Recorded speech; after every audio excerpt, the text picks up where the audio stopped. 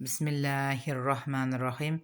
Elhamdülillahi Rabbil alemin. Esselatu vesselamu ala Resulina Muhammed ve ala alihi ve ashabihi ecmaîn. Allahümme salli ala seyyidina Muhammed. Allahümme salli ala seyyidina Muhammed. Allahümme salli ala seyyidina Muhammed. Peygamberimiz Muhammed Mustafa sallallahu aleyhi ve sellem'ge bir adet salavatu salomlar bo'lsin. Assalomu alaykum azizlar, aziz yurtdoshlar. Bugun sizlarning e'tiboringizga havola etadigan mavzuyimiz har qanday kasalliklar, har qanday ko'z nazarlarga qarshi nima qilsa bo'ladi degan mavzuni menga savol qilib tashlashibdi. O'shanga inshaalloh taolo Allohim qodir qilganicha men sizlarning savolingizga javob berib o'taman deb o'ylayman. Birinchisi, bomdod namozidan keyin Fotiha surasini 3 marotaba qo'lingizga dam solasiz va boshdan oyoq mast qilib surtib chiqasiz. Undan keyin Baqara surasining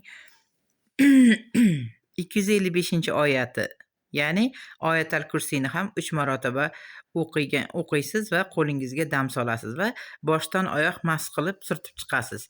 Undan keyin yana shu Baqara surasining 285, 286 oyatlari, ya'ni Amanar Rasuli oyati. Buni ham 3 marotaba qo'lingizga dam urasiz va boshdan oyoq mast qilib chiqasiz.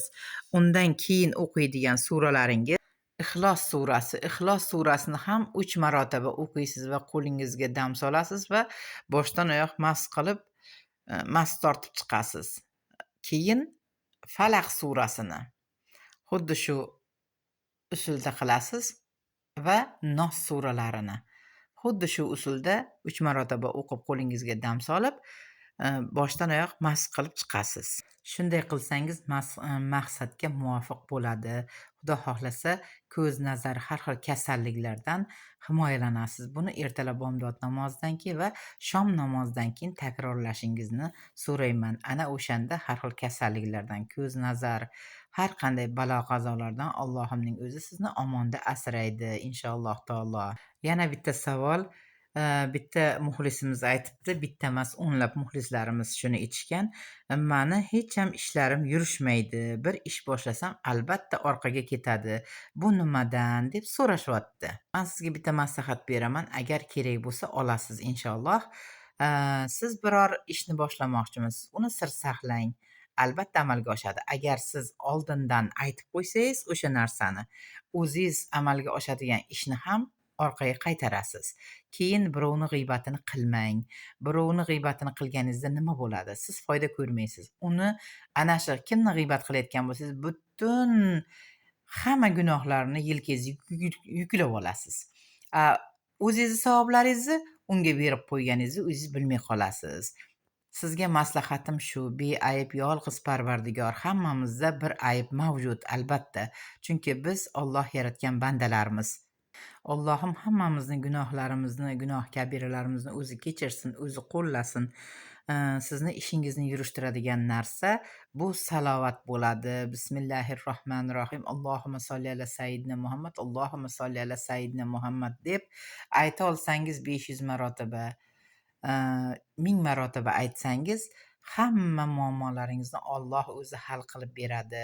Va Ixlos surasini 1000 marotaba o'qisangiz kuniga, hech o'qiy olmadim deganingizda 313 marotaba o'qib Allohdan yaxshi niyatlar bilan so'rasangiz, boshida 100 marta salavat o'qing. Allohumma solli ala sayyidina Muhammad.